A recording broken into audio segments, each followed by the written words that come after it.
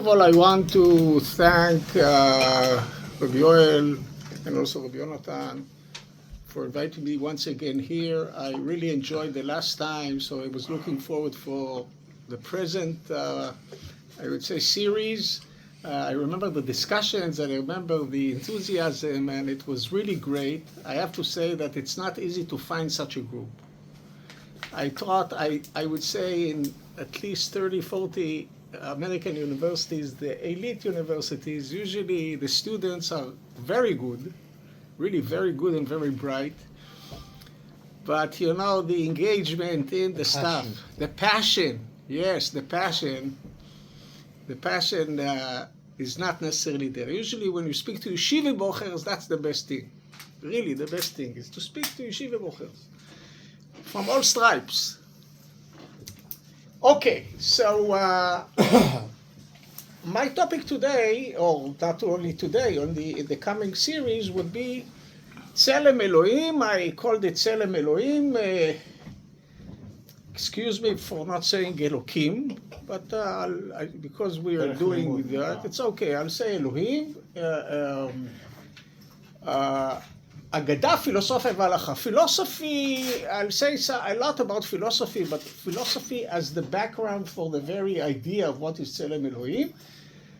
I don't think I'll have time to deal with the philosophical interpretation to Zelem Elohim. This deserves, I think, another series. Now, I just want to say that this series is based on a book that I wrote a few years ago.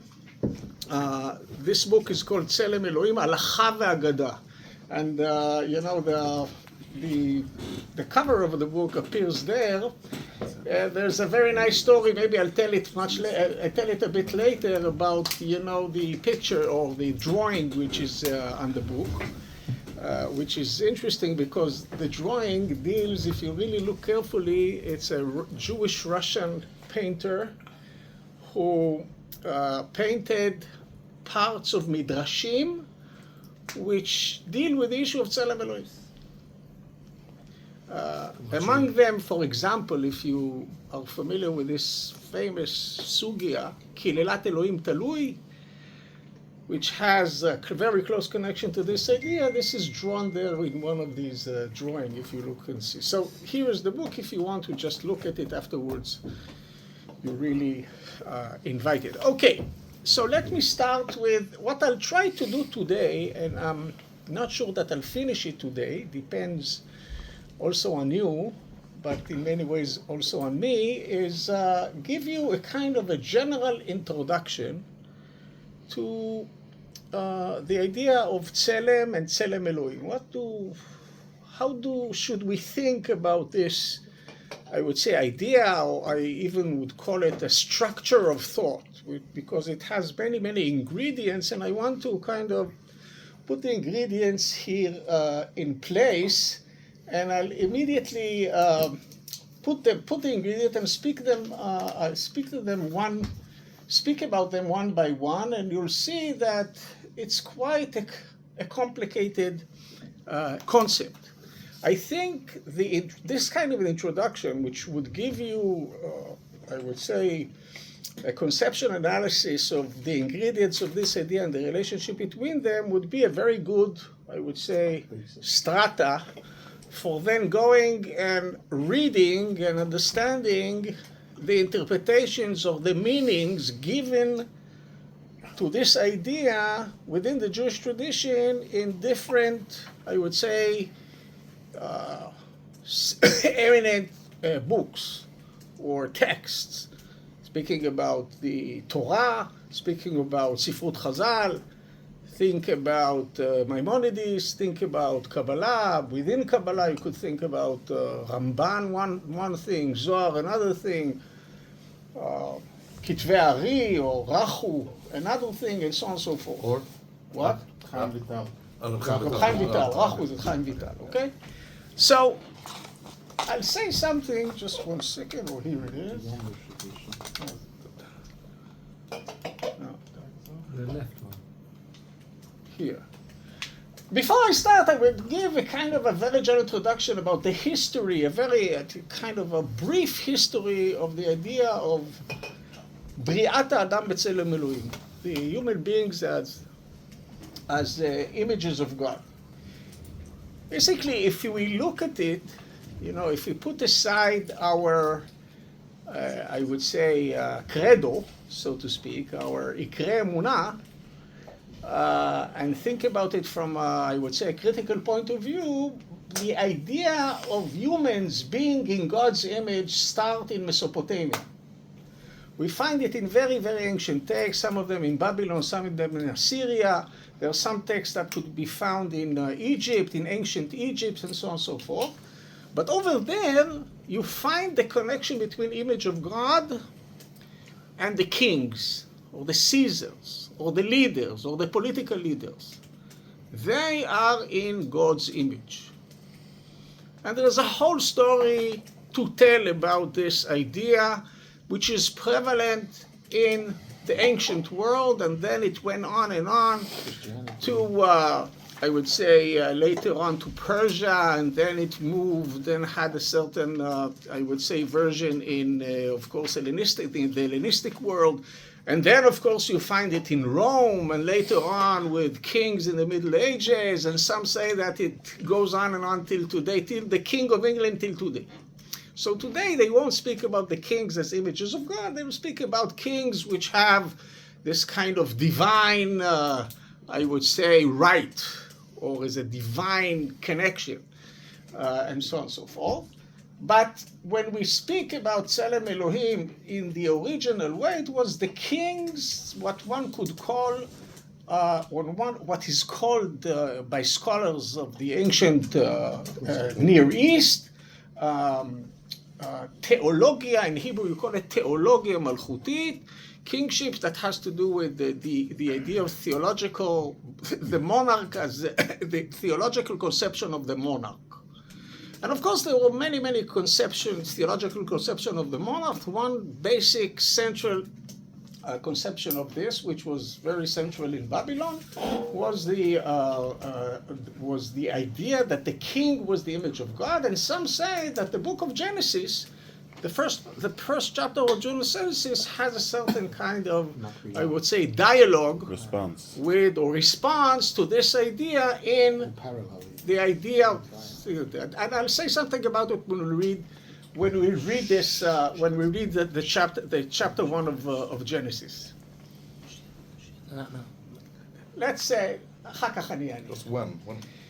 Now then, maybe the first chapter, probably the most important one, which created the basis for, I would say, this idea in the West in general, and of course in the Jewish tradition in particular, is the Bible.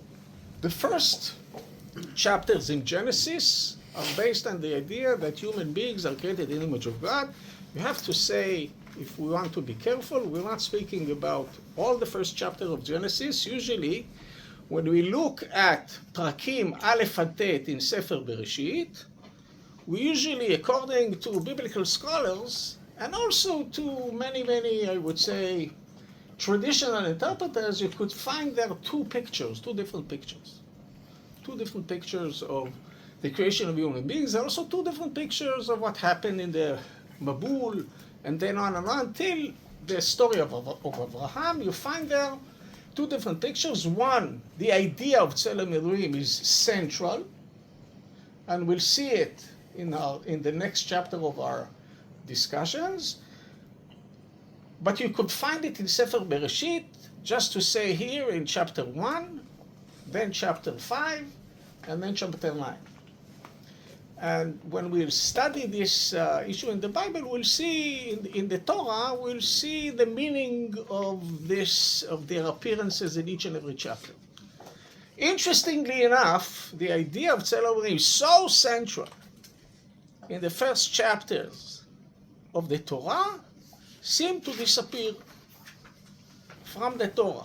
You don't find it, you don't find any mention of it later on, not in the Torah and not in the Tanakh in general, not in Nevi'im, not in Ketuvim. Some say maybe in Tehillim, here and there, but the term Zelem Elohim, you don't find. It's a question, why is it that you don't find it? once you have such a central idea at the very beginning, the outset of Sefer Bereshit, this is a question that I'll try to answer. Maybe it appears behind the scene in some places. Maybe. That's a big question, and there was a debate amongst scholars and also among Parshanim. I hope I'll be able to say something about it later, but our first focus would be on Sefer Bereshit. Yeah, we have after Sefer Bereshit, we have... What? We have... كل السلكين تلوي on the picture, in the book. So these are like in the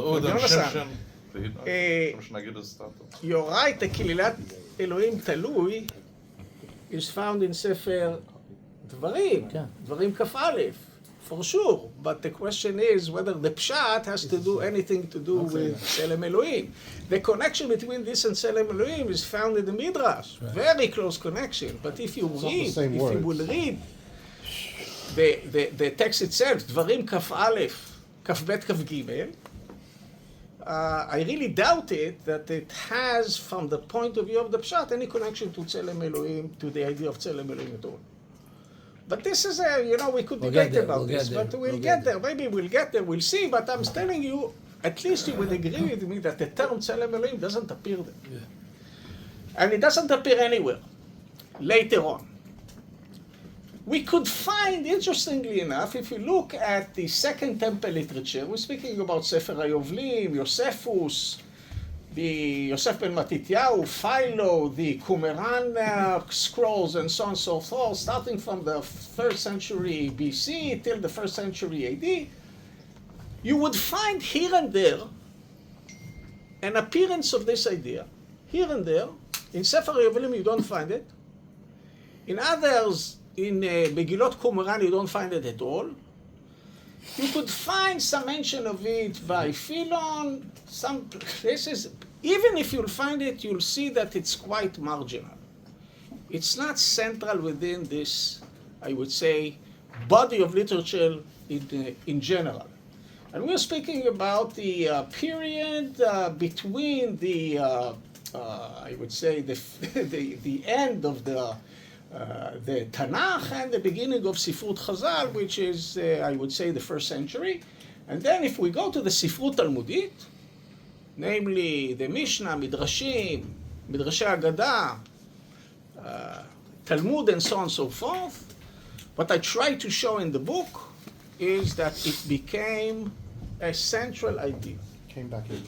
You find many, many passages dealing with this idea, and not only passages dealing with this idea, you could see the rabbis, and this is what interests me in the book even more than the theological aspect of it, or at least as much as the theological aspect interested me in this book. What interested me in the book is the way they applied, the way they understood the idea of human beings created in the image of God in bodies of halachot. Bodies of halachot. And this kind of connection between the halacha and the way they understood this idea, and this kind of connection goes both ways, I have to say, and I'll say something more about it. When I say both ways, I mean to say that on the one hand, the idea in a way radiates on the halachot, giving them meaning, very deep meaning. On the other hand, in order to understand the idea, if you see the way it's applied in halachot, you get to understand the idea in a much clearer way. Because of the concreteness of the halachot vis-a-vis the generality and, in a way, the vagueness of the terms and the language of the rabbis in the midrashim. And I'm saying this in general. So you find it suddenly returning to center stage in Talmudic literature. Interestingly enough, if you look at the very early Christian tradition, especially in the Old Testament, and then later on it's very central in the writings of Paul, all the epistles of Paul, you find chapters and chapters dedicated to this idea, but then it is turned to Jesus.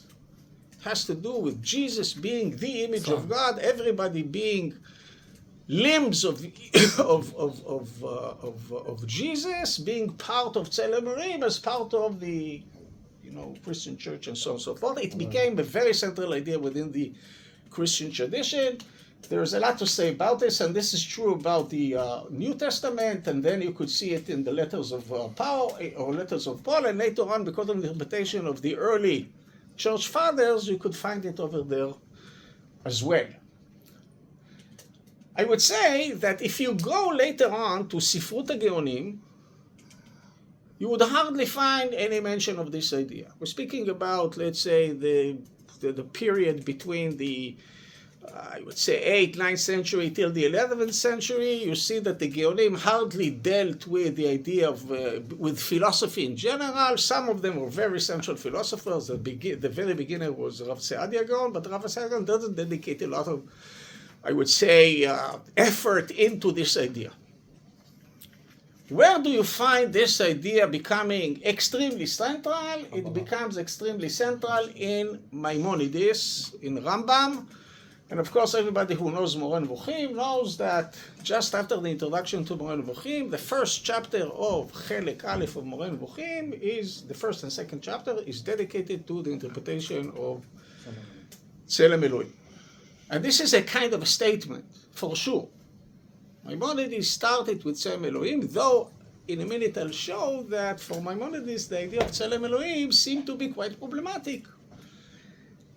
Even though he decides to start the book, and I think it's not a coincidence with the interpretation of this idea. Not only this idea, he starts with the term Zelem, then explaining what is the creation in God's image, and then going on to give the story of Gan Eden and so on and so forth. It's well known. Now, in parallel to Maimonides, to Rambam, if you start in the, I would say, end of the 12th century and in the beginning of the 13th century, when scholars of Kabbalah say Kabbalah started, because the first text that we have from Kabbalah, even if you believe that it goes way before, the first text of Kabbalah starts in the end of the 12th century, and then it accumulates in the 13th century, okay? You find this idea becoming extremely central. You say the idea of Zelem Elohim interpretation the Kabbalists gave to Zelem Elohim became the real foundation in many ways of Kabbalah.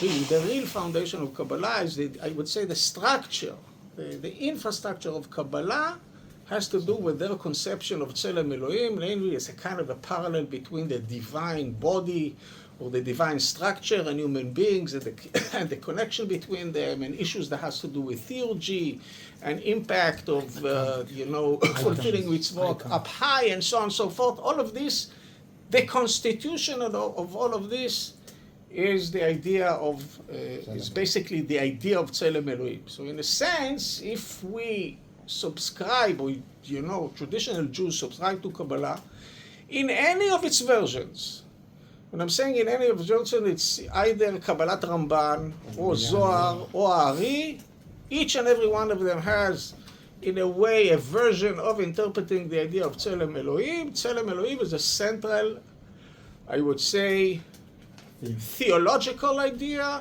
and I would say not only a theological idea, in a sense it's practical because it's closely connected to halacha, to mitzvot, and so on and so forth. So in a sense, from that time on, it became very versatile, and there is a lot to say also about what's happening in the Christian world, and you could see this later on in Catholicism, and then it became very central also in the thought of the first, I would say, theologians of the Protestant. Martin Luther had a lot to say about this, and so on and so forth. It's something very central, and also in the modern theologians. I saw many, many books that they are still writing till today about this idea.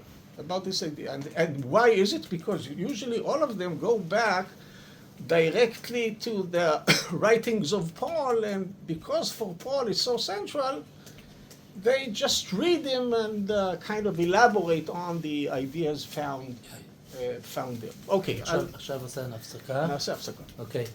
Anyone that wants to ask? Shai, you want to ask something? I want to know, you said Mesopotamia, you mean 1500 BC, you mean 500 BC? When you say Mesopotamia, you say it starts in Mesopotamia, you're speaking about... When I say Mesopotamia, it's about 2000. BC. 2000, 1500, something like that, till 1000. Between that, it was thousands of ideas. Gilgamesh, whatever that period. You know, according, I would say, to the critical way of thinking, it's way before the Matan Torah. Understood. Do you Okay. take for granted that we know what Zelem Elohim means, or that's what we're going to get in the next Shlach? What does it mean? Definition. In a minute. Yeah. Yes. Yeah, one thing is interesting. You mentioned in Kabbalah, they have two things. They have one thing which is similar to Christianity. Like Christianity says everything is part of Jesus. They have everything is part of Adam HaRishon or Cain Vehevel.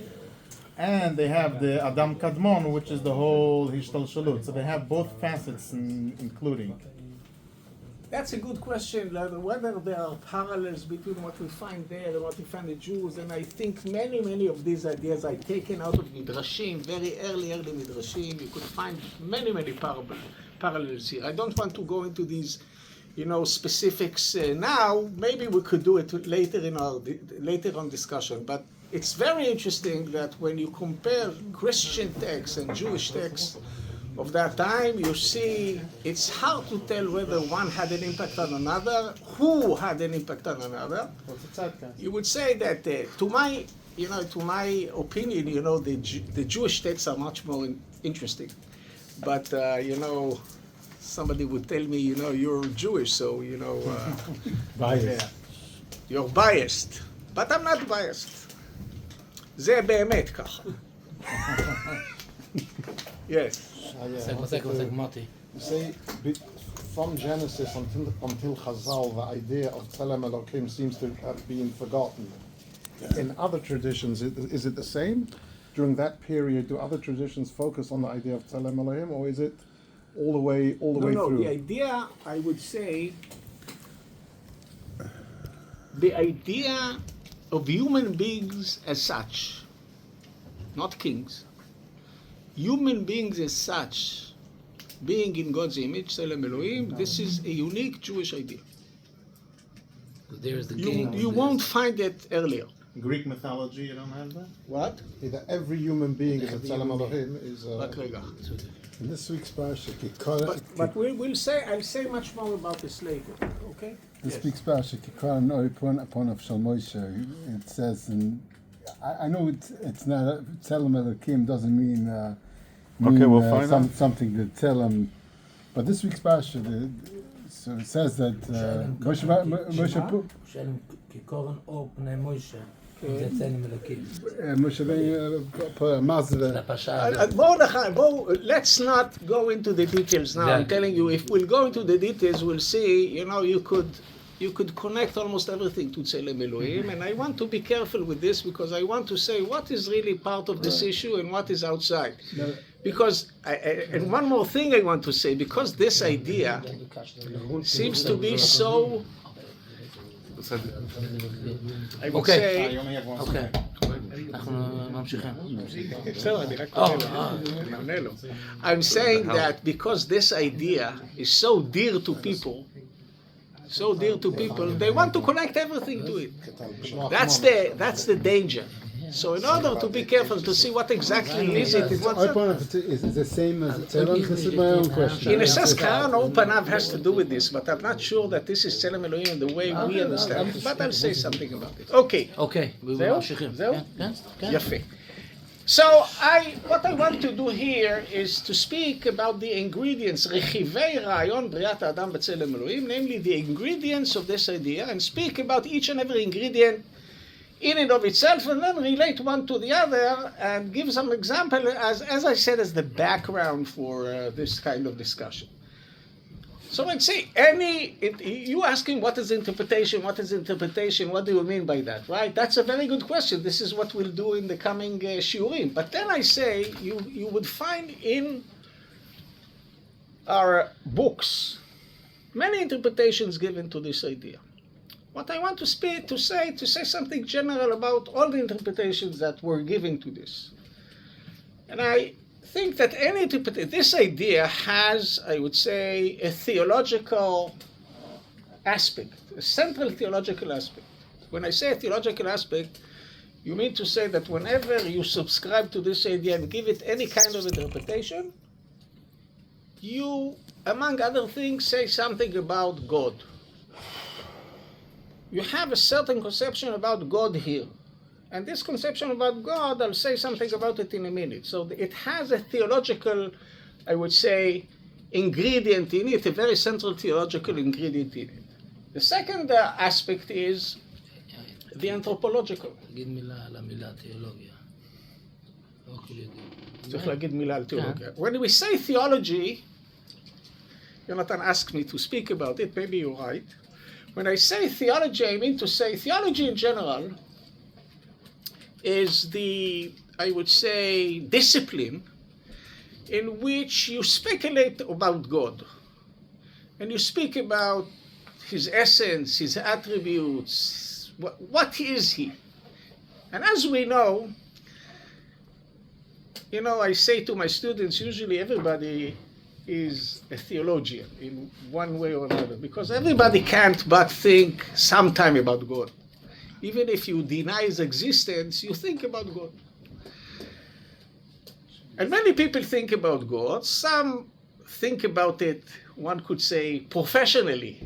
And once you think about it professionally, you start making arguments about what is exactly God and what is his attributes and so on and so forth.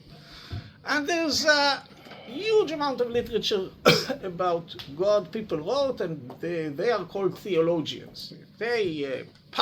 Many parts of Moreh Nevuchim has to do with theology, yet people think it's not theology, it's philosophy, and then we could ask the question, what exactly is the difference between speaking about philosophy or metaphysics in philosophy and theology? There's a lot to say about this. I don't want to start dealing with the distinctions between these two, I would say, concepts. But whenever we speak about theology, we speak about people speculating about God. Now, there are all sorts of speculation about God. Each and every, I would say, religion has their speculations. There are a lot of similarities between these speculations. Books are written till today in theology. There are some pros in this. Some of the people are, less, I would say, professional about this. But this is theology. And it's a really, I would say, a discipline which I would say extends for something like almost, 2,500 years, something like that. The first theological books were written, let's say, before, Christ. And within the Jewish tradition, almost every philosophical book in the Middle Ages has a central part dealing with theology, namely dealing with the essence of God, Te'arei Hashem, She'elat Ha'achdut, She'elat Ha'ishiyut, and so on and so forth. This is probably for religions the point of departure of any religion, starting to speak about God and his attributes and what is he? What is he, God? I'm saying now that whatever interpretation you give, the term is a Greek term, theologia. Theologia. Theo is a God, logos is a discipline or Torah or a lore or chokhmah, and theologia is the science of the divine. Now, whoever gives an interpretation to the idea of humans being in God's image, Adam Zelem Elohim, he needs to give a certain theological account about this idea. And I'll say something about the concept of God that stands at the basis of, I would say, any interpretation given to this idea. The second part, the second aspect of this, has to do with what one could call anthropology. Anthropology, anthropos in Greek is human, logi or logia or logos is Mada or Torah, Torat Adam. Now, we know that within the field of philosophy, there was, I would say, subfield which I would say the issue of inquiry was human beings. What is the very nature of human beings? You could say that half of the universities today, what they do is try to inquire what are human beings. So you say this is done in psychology, this is done in sociology, this is done in some ways, this is done also in literature, and it is done also in, physiology of the human body is also a kind of an inquiry into human beings, but this is the part of the body, and the part of the, I would say, the psyche or the nefesh or something like that has to do with, or culture. All of this is inquiries into how do I understand human beings? And because human beings have so many facets, it's so complicated, you need at least 20 even more disciplines in order just to understand what human beings are. And even this doesn't really exhaust, this kind of phenomena. But if we go back before the separation of these disciplines to anthropology and psychology and sociology and literature and history and culture and interpretation and so on and so forth, all of them making inquiries in some aspect of the human, I would say, phenomena, there was a field which was called anthropology, which was established by the philosophers, Plato and Aristotle and all the students. They spoke about anthropology, which they wanted to speak about the very nature of human being. What is a human being? What is the essence of human beings? And of course, they had a lot to say about that. Half of the books of Plato and Aristotle deal with this idea of what is a human being. Now, if we return back,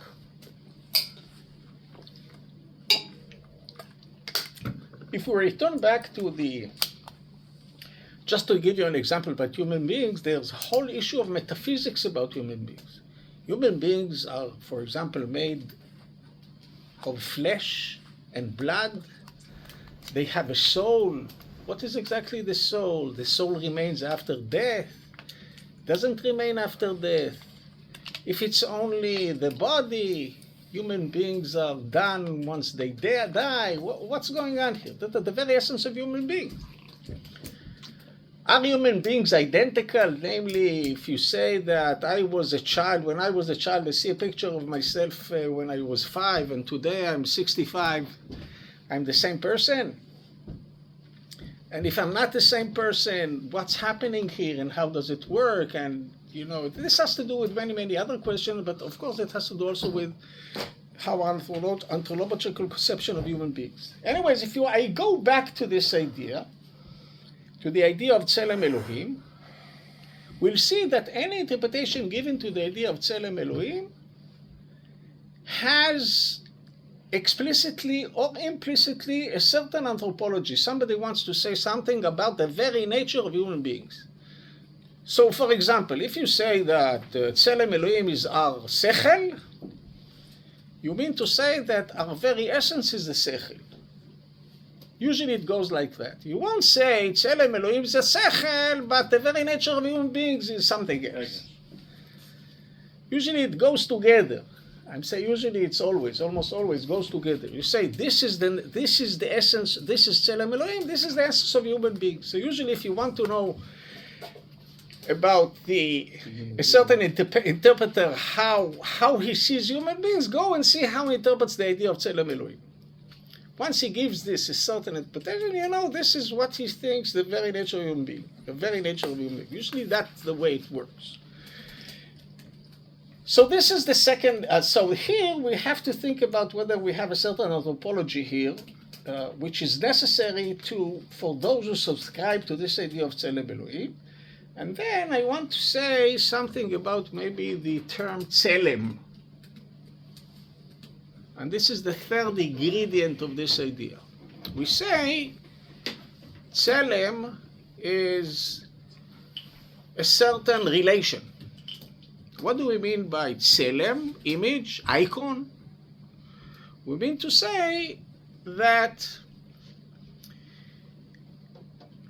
there is a certain object or a certain one could call prototype, and there is another object which is his image. And that, being its image, has a certain relation to the first one. And the question is, what kind of relation do we attribute, or how do we understand the kind of relation between a prototype or an object and its image?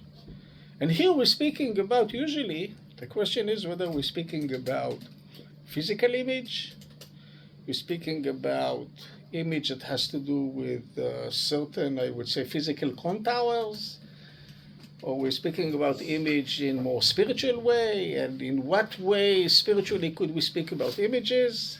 I just want to mention that Zelem Elohim is well connected in Hebrew to the term tzlamim, right? It's the same term. You know that Ben Yehuda in Hebrew invented the word matzlema. Matzlema for camera. And he took the term matzlema from the term Zelem. For him it was very clear that Zelem and camera are... Zelem has to do with the image in the, I would say, physical contours of the sense, and therefore he called it matzlema because this was the original meaning of the term. Okay? I'll say more about Tzlamim and Zelem Elohim later, but what we need here is a certain analysis of what we mean by one being represented by a Zelem. What kind of connection is there between them? Are they connected? And if they are connected, in which ways they are connected? They're completely separated? Think about a picture. You know, I'm here. My family now is in Israel, and I call them by WhatsApp, and I'm speaking with my son. He's in the army, and he's talking to me, and I see him lively on the, on the phone. Zoom. So now the question is, I'm seeing him. So of course you see him. I'm talking to him. It's not only a still picture. I'm talking to him. It's him. But of course it's not him. Yet it's him. So now how should we understand the fact that it's him and not him at the same time? And this is raised by almost any picture that you see, right? And especially in the modern era in which, the pictures are so vivid. And of course, this raises many, many philosophical, I would say, very complicated questions about how do we understand the connection, a certain connection, this kind of relationship between the Zelem and the prototype itself. What would be the Hebrew term for that? What? For the prototype, as opposed to the Zelem. Prototype. I'm saying, is there Lashon Kodesh? Lashon Kodesh. אני לא יודע, האמת, I didn't find a good, I would say, Hebrew translation לפרוטוטיפ. אב טיפוס. פרוטוטיפ זה אב טיפוס, זה כמו טייפ. זה טיפוס, פרוטו זה האב, the father. And the Zelem is like the son, maybe. אז Zelem, we'll see, it creates many, I would say, this issue of Zelem creates lots of, I would say, very sophisticated questions here. How to understand this kind of relation between a prototype or an object and the object having a Zelem, which represents him. And the more, in the ancient times, Tzlamim were rare and important things. For us today, Tzlamim is something that we create every other minute. Through the phones, through this, through that, we see Tzlamim. And all the time, most of the people basically don't see reality. They see Tzlamim. Right? Because they... I'm going to wait 2 minutes. What? No, I'm saying I'm going to give a question in 2 minutes when you finish. Okay. And this is the third one. Look, there's a lot to say about each and every one of them. In a minute, I'll turn and kind of elaborate on each and every one of them. I'm just summarizing the ingredients. So we're speaking about theology, anthropology, a theory of representation about the very nature of the relation Zelem, when we speak about Aleph Zelem Shel Bet. And then the fourth ingredient, which is extremely important, is the moral, halachic, legal implications of a certain interpretation to the idea that human beings are in Zelem Elohim. Because usually, if you look, let's say, in most of the cultures, Zelem Elohim, people don't think about it in the way I just described. They don't think about the theology behind it. They don't think about the anthropology behind it, and also, let alone the issue of Zelem. Usually they use it immediately within the moral, legal, halachic realm. You know that there is in Israel, there is a group called B'Tselem. You probably heard about them, B'Tselem. And B'Tselem has to do with human rights and, human dignity and so on and so forth, B'Tselem. I remember that after I've written this book, I was asked by, I would say, at least 5 or 6, professors from all over the world who wanted to edit books on human dignity, which the idea of human dignity is usually, that's a moral idea, it's a legal idea, and so on and so forth. They weren't so much interested in theology. They were interested in morality, they were interested in law, they were interested in so and such, but they turned to me and asked me to write, a chapter in their book on this. Because they realized that Zelem Elohim and human dignity has to do is a very central thing. And I told them, look, I'll write theology, and said, okay, write theology, that would be nice. Anyways, of course, because of that, I was really interested not only in the theology, anthropology, and the theory of representation, I was also interested in halacha, namely how this is implemented in the book, in halachot. And interestingly enough, you could find many, many instances and issues which you see the idea of Zelem Elohim applied into halacha, basically not only implied, some of it really design the whole body of law. The whole body of law is designed by the way the Tanaim, for example, understood the idea of Zelem Elohim. And this is, I have to say, when I discovered this, and I saw this was, for me, was astonishing. Really astonishing.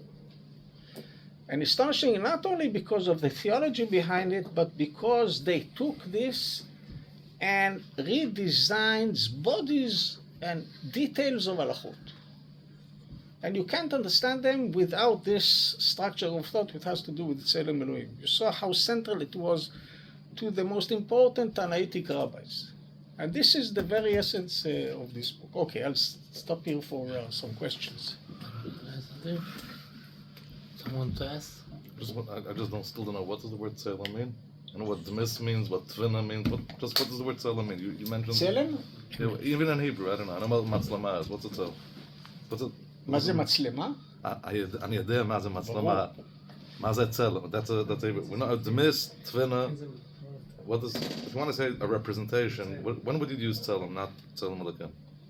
When you say let's say in Old Hebrew. Zelem is usually, when we speak about Zelem, we usually speak about the physical contours of a certain statue which represents something else. You say, Atzelem shel HaMelech is the statute of the king, which is identical to him. Or like Nebuchadnezzar, they put on him, they put a Zelem. What? What does it say? It said a Zelem of him? Yeah. Where do you see that's a representation? I'm just... Emet Zelem Eichel, yeah. Right, but it doesn't say that's a representation. Zelem seems to be a form. That's what I think. I don't know. I just don't know. I don't know. I'm asking. No. Where do you see that it's a representation? That Zelem means a representation. Where do you see the term of representation? You can see this in the first chapter of Genesis. The Zelem Where else do you see the term used? The Salmai is like in a shape. It's like it's some sort of shape. But Salmaini Kedmisaini. I understand that Demis means shade is a good representation. If you ask me, if you ask me, Tzalmo v'dmuto are identical in Hebrew, in the biblical Hebrew. Many interpreters try to make distinctions. Zelem is one thing, Dmut is another thing. You find long discussions about this, both by Mefarshim the Jewish tradition, also by the Christian tradition, and so on and so forth. But usually, if you think Zelem v'dmut are, I would say, synonyms. Tzalmo kidmuto, and dmut is the compounds. Zelem is the same. This is much similar to Zelem. Maybe it's from Tzel. I don't know. Is it from like a shade, No. like a shadow? Zelem, linguistically speaking, Tzel and Zelem are two different words. They don't come from one another. Tzel and Tzel is not the same thing. Pesel etimeno. Okay.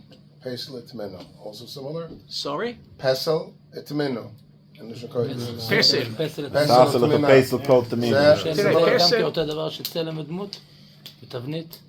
פסל, I'll tell you, פסל is not Zelem because פסל could be כל דבר שנפסל. כל דבר למשל, זה צלם, פסל, בא מהמילה לפסל.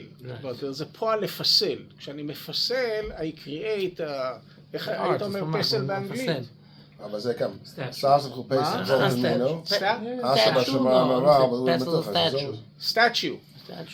אבל זה, אבל אני לא יודע, תעשה לך פסל בכל תמינו. The point is, it doesn't אשר represent. בשמיים It הרע, does אבל represent. in the Pusik it presents differently.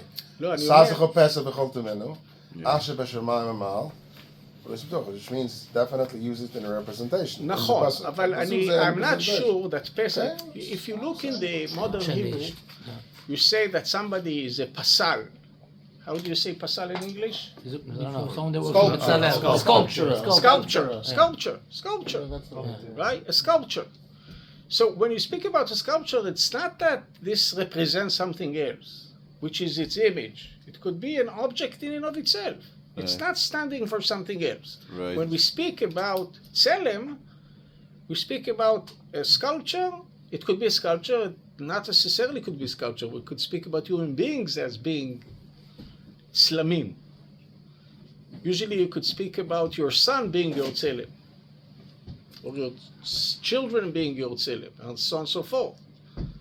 In a sense, when we speak about Zelem, we speak about a certain relation between the object and something which this object represents. That's the term Zelem. Is it usually a weaker? Pesel doesn't necessarily has to do with the relation between the object which the sculpture created and another object which is reflected in this kind of object. Okay, now it's interesting, this verse from Dvarim, לא תעשה לך פסל בכל תמונה. Now, whether he means פסל in the sense of representation or פסל in the sense of the very object that is a sculpture, which is in itself also a תמונה. Because keep in mind that Zelem is also a פסל.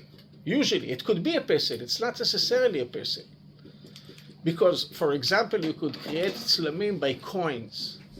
We know that some of the coins are tzlamim of kings, rulers, and things like that. Because usually in the ancient, till today, but in the ancient world, in late antiquity, in antiquity, and so on and so forth, one of the main phenomena was kings appearing on coins. Now, these coins were also tzlamim, but they are not sculptures, okay? But if you go, for example, to, I remember that after I wrote this book, I paid another visit to the British Museum, which, if you haven't been there, I really recommend. One of the most amazing places. Get lost. Something. Now, the part of the ancient Near East is really amazing, And one of the most amazing One of the most amazing things there is the sculptures of the kings, which themselves are the sculptures of the I would say the gods in up high. You see, they are enormous, and you see the talent that is invested in that. You stand before that. It's really amazing. I'll say something about it when I'll speak about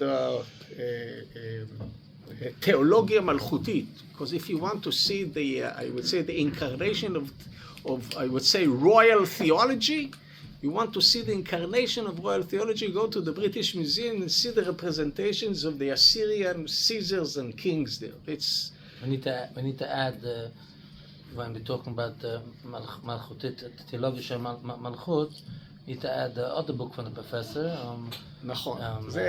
Melech Evion, נכון. a fascinating book on that and that subject. בדיוק רבי יונתן ואני דיברנו על הדבר הזה. Okay, let's say something about theology. Now, I want to say, whoever would give an interpretation to the idea of God, of human beings created in the image of God, Zelem Elohim, he would probably have to subscribe to a certain theology which we call anthropomorphism. What is anthropomorphism? Anthropos is human beings, morphe is tzura. The anthropomorphism is thinking about God having a human, I would say, attributes. Now here when we speak about God as having human attributes, we could speak about many, many different anthropomorphic views about God. And this is true in religions in general, and of course in the Jewish tradition in particular. So usually, as I said, מי שמאמץ את רעיון בריאת האדם בצלם אלוהים, מחויב לגרסה כלשהי של תיאולוגיה אנתרופומורפית. Otherwise, if you speak about a certain connection, whatever the connection is, whatever the sort of representation is, even if it's sechel, you attribute to God something which is human. Namely, those who want to create an unbridgeable gap between God and anything else, including humanity, anything else, he should deny this idea through and through. Because if the idea is that you have to completely separate between God and anything outside God, and of course anything mundane, you can't really give an account to the idea of Zelem Elohim. Because this necessitates a certain, I would say, now even you say sechel, you say היכולת להבחין בין טוב לרע, you say this, so all the more so if you speak about the body, or you speak about emotions, and you speak about mentality, or you speak about all of them, all of this together. Of course, you hold this idea. If you say all of this is a reflection of God, or something like that, of course, the reflection of God means that, there's something of it. Now, this is true, of course, even if you say that God is the smartest, object ever, still you speak about God and human beings, according to the same kind of model. Okay? As I said, there are many, many theological anthropomorphisms that one could find in both in the Jewish tradition and in other tradition. And of course, one could find approaches which are denying anthropomorphism through and through. Anti-anthropomorphism in a squarely way. And of course, the main figure here is Rambam.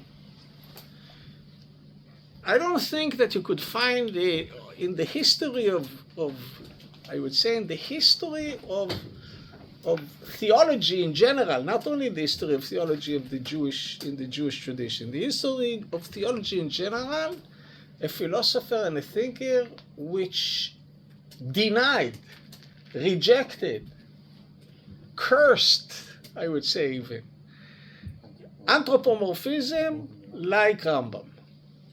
I'm telling you, even more than all the Muslim philosophers, all the more so the Christian philosophers. Even though And in this he had, I have to say, he had no compromise whatsoever. Not only this, he demanded the rejection of anthropomorphism from every Jew. For him, the idea that somebody has, every Jew. children, women. And this is halacha, not I would say general idea. And he knew at the same time that 99% of the people are unable to reject anthropomorphism. Unable. Yet he demanded this. You know, you read it. It's not only Moreh Nevuchim. Go to Hilchot Yesodei Torah. You'll see there that whoever has even a bit of anthropomorphism is Oved Avodah Zarah. Oved Avodah Zarah. Not less than that. באמת. Just we'll see there a few things now. Interestingly enough, Rambam subscribes to this idea. Not only subscribes to this idea, open up the Moreh Nevuchim with this idea. Now the question is, how could he make sense of this idea, being at the same time the person who rejects anthropomorphism in all the force that he has, even more than that? Really, or even more than that. Okay. Just to give you an example, see how Maimonides speaks, just to give you something that probably everybody here knows by heart. I'm speaking about Yud Gimel Ikarim. This is פירוש המשנה, הקדמה לפרק חלק. Says הרמב"ם, עיקר תורתנו הטהורה ביסודותיה 13. היסוד הראשון, look the way he speaks. מציאות הבורא השתבח, והוא שיש שם מצוי בשלמות אופני המציאות, והוא עילת מציאות כל הנמצאים, ובו קיום מציאותם, וממנו נמשך להם הקיום, כי הוא יתעלה בלתי זקוק במציאותו לזולתו, וכל מה שזולתו, הכל זקוק במציאותו אליו, וזה יסוד הראשון, הוא אשר מורה עליו הדיבור, אנוכי אשר. Now, this is something completely separated. I won't go here into a full discussion of this principle. We don't need it, just to get the feeling. You have to read this every day. Every day you have to read this, to remind yourself. Because it's very hard to keep this idea in mind. For Maimonides, you know, this is the very essence of the religious life. Very essence of this knowledge. And then he goes on to the second one, Vayisod Hasheni, and this is probably the most important yesod for Rambam. The most important yesod for Rambam. Achduto, itala. His unity. והוא שזה עילת הכל אחד. לא כאחדות המין ולא כאחדות הסוג. I won't go into it. Everything here needs a whole discussion. אחדות המין ואחדות הסוג.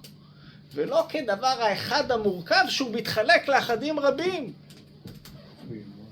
Because you could speak about the unity of each and every one of us, but this unity consists of ribuy, because we have, you know, eyes and legs and nose and everything. Still we are one. No. This unity is the absolute unity. You can't really think about something, and for him, this is the only sort of unity that could think about God, and he is the only one who has this kind of unity. And this idea of the unity basically creates such a gap between God and anything else that you could think about this as maybe the most anti-anthropomorphic, I would say, principle, theological principle. לא כאחדות הסוג ולא כדבר האחד המורכב שהוא מתחלק לאחדים רבים, אלא הוא יתעלה אחד, אחדות שאין אחדות כמוה בשום פנים. וזה היסוד השני מורה עליו מה שנאמר, שמע ישראל, השם אלוהינו, השם אחד. I don't want to speak about the gap between the Posuk and what Maimonides said. Let's put this aside. But I'm saying this is the most profound, most important theological idea for Rambam. As you know, he dedicates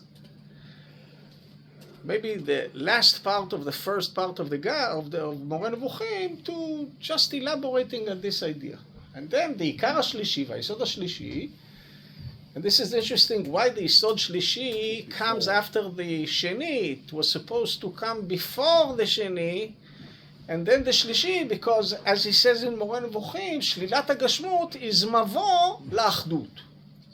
Here it comes after the Achdut, but here the question is of the Seder is an issue that I won't go into it now. Why is this Seder in פירוש המשנה, והיסוד השלישי שלילת הגשמות ממנה. And here you see a complete rejection of anthropomorphism, והוא שזה האחד אינו גוף ולא כוח בגוף, ולא יערעוהו מאורעות הגופים כדון התנועה והמנוחה, ואמר הנביא ואל מי תדמיון אל. Now one would ask, what are you going to do with all the Bible and all the midrashim? Not Zelem, all the attributes of God. All? I'm saying not. I said not Zelem Lekim. What are you going to do? No, All the attributions. everything. Every Every chapter in the Torah and in the Tanakh. כל מה שבא בספרים מתאריו בתארי הגופות, כגון הליכה והעמידה והישיבה והדיבור, וכיוצא בהם הם כולם דרך השאלה. כמו שאמרו, דיברה תורה כלשון בני אדם. וזה היסוד השלישי הוא אשר מורה עליו מה שנאמר, כי לא ראיתם כל תמונה, כלומר לא השגתם אותו בעל תמונה, לפי שהוא, כמו שאמרנו, לא גוף ולא כוח בגוף. So here I just brought this just to remind ourselves, to that ourselves the way he phrases it. This is no concession here whatsoever. Now I don't know how many, rabbis in the Jewish tradition basically subscribe to these principles.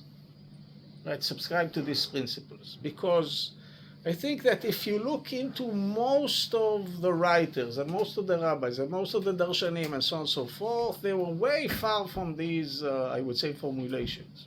Way far from these formulations. For them, of course, Zelem Elohim was not a problem.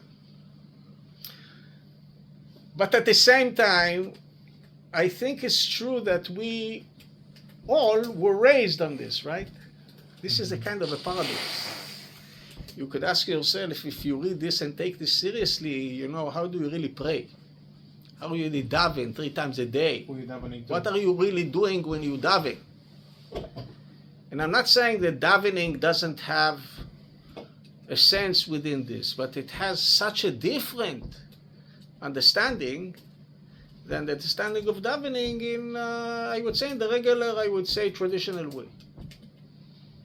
But most of the thinkers within the Jewish tradition didn't subscribe to this idea, but I'm putting this as the kind of, the kitzon shebekitzon, but here the kitzon bekitzon is not a marginal person. This is probably the most important person within the Jewish tradition. And יסלח לי רבי עקיבא ומשה. אבל באמת, the most important, I would say, writer in the Jewish tradition is Maimonides, for sure. אני לא יודע... במשה עד משה לא קם כמשה. אפילו החבדניקים יסכימו על זה. אפילו החבדניקים, you know what, I live now in Crown Heights, and I was on the way to the subway, and I kind of crossed just 2 blocks before the house of the Rebbe. 770. And I saw, the 770. 770. It's called 770. Yeah, 770. The house next door, no? Yeah, it's next door. Anyways, I saw a boy running, within this running, and he had the sweatshirt, and on the sweatshirt, it was written, Chagigat Sefer HaMitzvot, and then a big trophy with 613 written on it. And then I asked him what I said, אני זכיתי בפרס, ידעתי את כל 613 של ספר המצוות של הרמב"ם, אני is from Chabad. That Chabad. The Rebbe They have a side of הרבי היה... was טוב, אז זה התחיל עוד מהרבי הראשון. Chassidus Chabad, They just made he has to do a lot of philosophy, נכון. which they're trying very much to the exception. נכון. How to work with the Rambam. That's the one. They have a lot of literature. No, on they that. work a lot They're on this, trying and to also on do that. halacha and so on. That I have to say this because I knew this, and I knew people from Chabad, and I know some of the literature of Chabad. But when I was there, I saw it's not only in the literature; it's really in real life. You see this, with the kids. It's really unbelievable. And once you think about Chabad, it's one of the most anthropomorphic, views that one has. So think about this kind of paradox, because if you read, I remember reading the first Rebbe. I read some of his writings. They're on the one hand Maimonides, on the other hand, ultra anthropomorphic.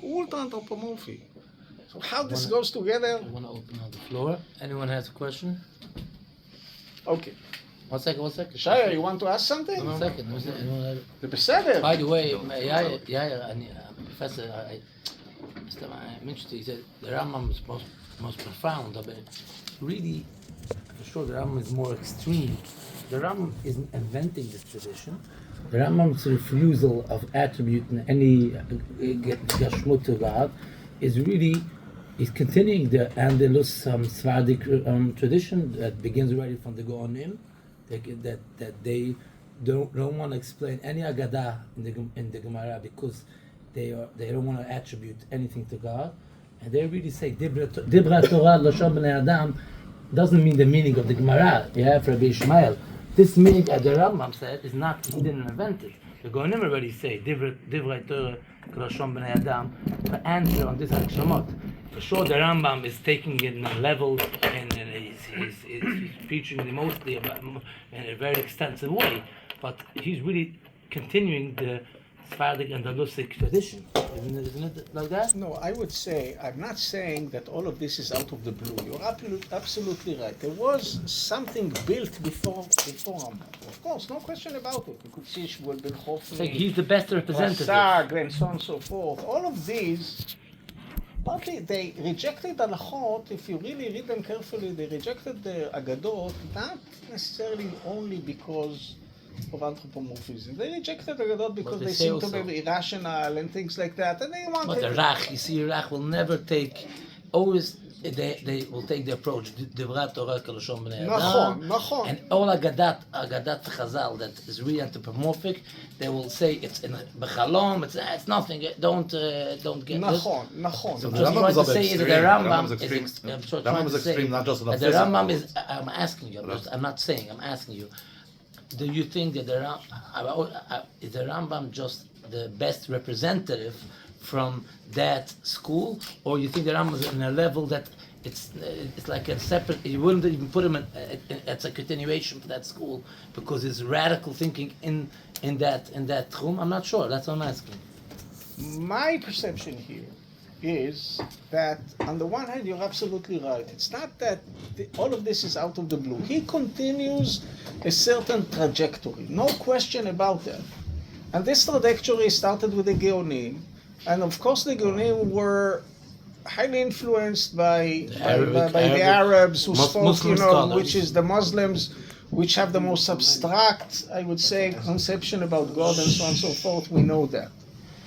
Yet, if you look at the Maimonidean, at Rambam's formulation, you see that he takes it to such an extreme that is not even imagined Right, but why? by the Gaonim. And the extreme has to do, first of all, the issue of Achdut.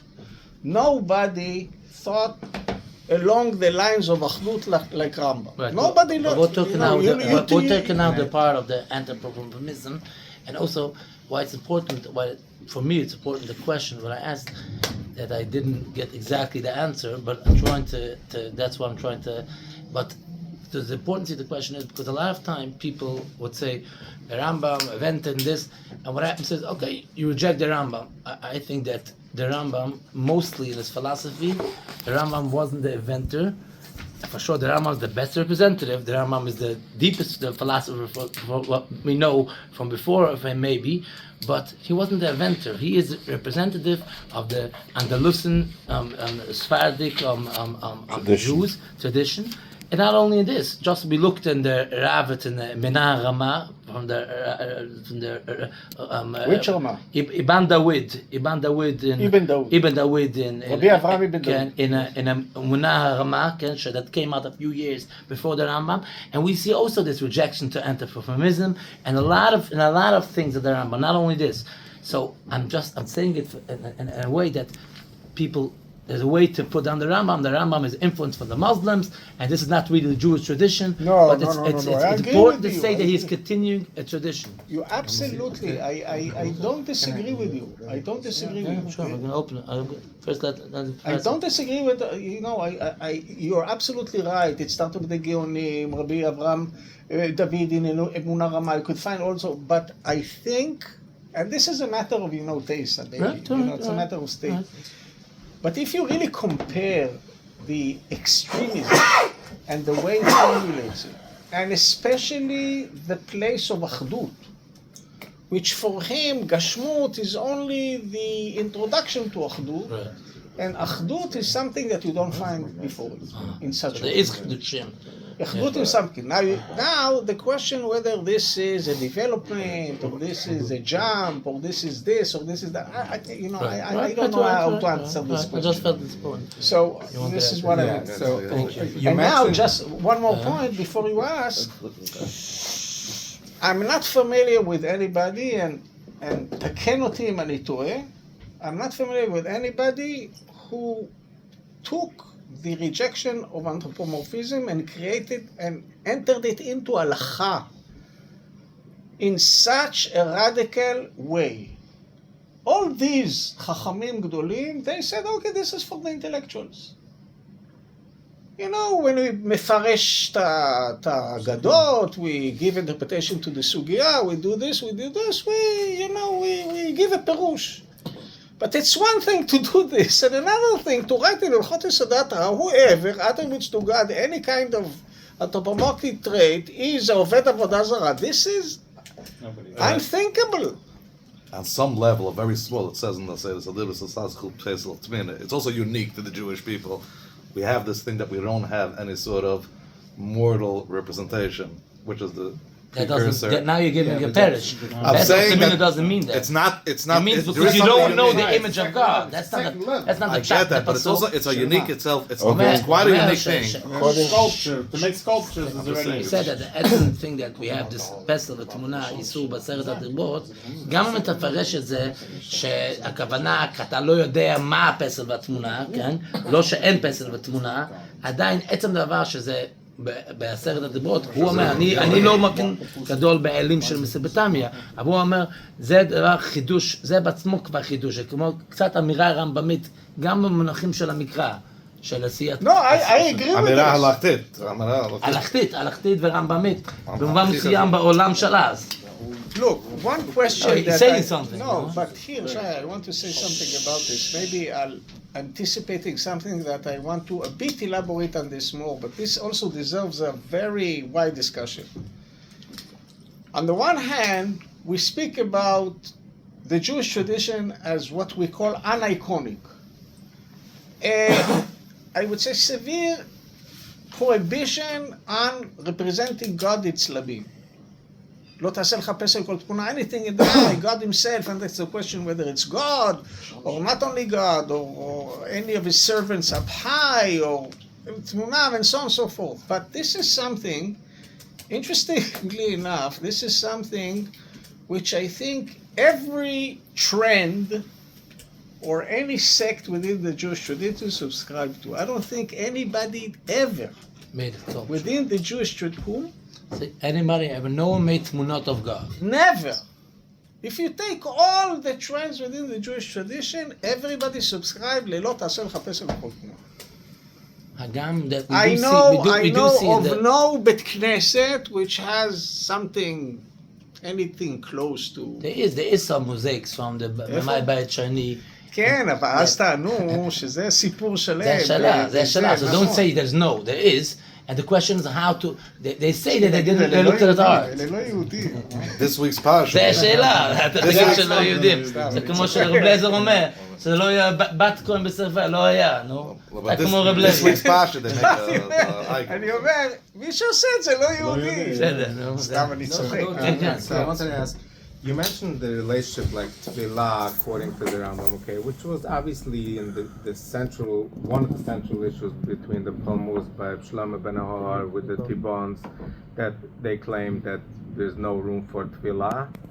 That was central in that debate, this issue. No, they never that said that there's no room for tefillah. Tibbon and the Radak and Finish your question. no, but what I want to mention is when the Ramban gets involved in this pulmos, You in speak this about controversy, נחמנידיס, when ונחמנידיס. כן, כן, Nachmanides, רמב"ן, את פולמוס what over does he say? 1230. Yeah, what does he say? He say, "Hu natan lanu et achdut." These are the words that the Ramban says in defense of the Rambam. Right. נכון. In the Ramban himself, שלילת ההגשמה. he uses the word achdut. Al- He al- natan lanu et hayichut or Terem achdut. ena, These are the words Okay. he uses.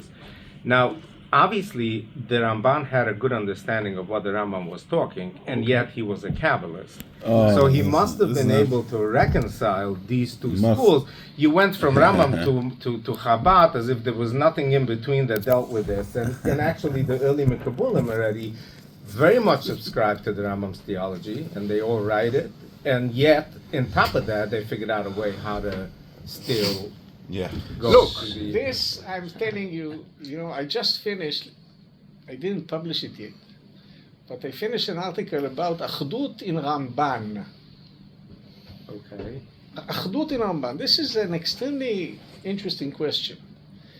And why I'm saying this, because you're absolutely right that he says something in this Igeret, Terem Ani Shogeg. You know, the famous Igeret that Terem Ani Shogeg, and he defends my Rambam and so on and so forth. And there he speaks, I'm not sure that he speaks about Achdut. I need to go back to this Igeret once again. I haven't Look if he seen in a speaks while, about but I Achdut, have because I this think like he speaks there about תחיית הגשמות, על היעדר גוף וצורה, and all of this he speaks. But Why am I saying this? Because the question is, if you look at the first Mekubalim, starting with Rabbi Yitzchak Sagi Naor, the Giron HaMekubalim, and all of them, if you really look and go the way they spoke about God, on the one hand, they spoke about God as if he's 10 Sfirot, which has limbs in the human body and so on and so forth, yet at the same time they needed to reconcile this with the issue of Achdut, which is Maimonides. Now the question, the big puzzle, is that you don't really understand how they reconcile this. And the question is whether they really reconcile it or they pay lip service to the conception of Achdut because it became so prevalent and people believed in that. So it's saying, okay, we're speaking about Achdut HaRibui. No, but the Ribui is not Achdut, אז גחלת משלבת. What? ואחרים שמעתי אומרים שאתם תופסים על ספר המדע באומרו שאין למעלה צורה ותבנית. למה רבותינו תפסתם עליו בדבר הזה?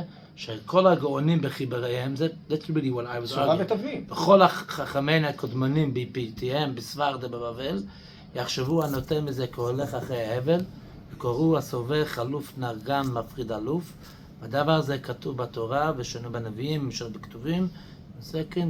שאין לתאר בגשם ותבנות, אין לתאר בגשם ותבנות, ולא ישיגי גבולות.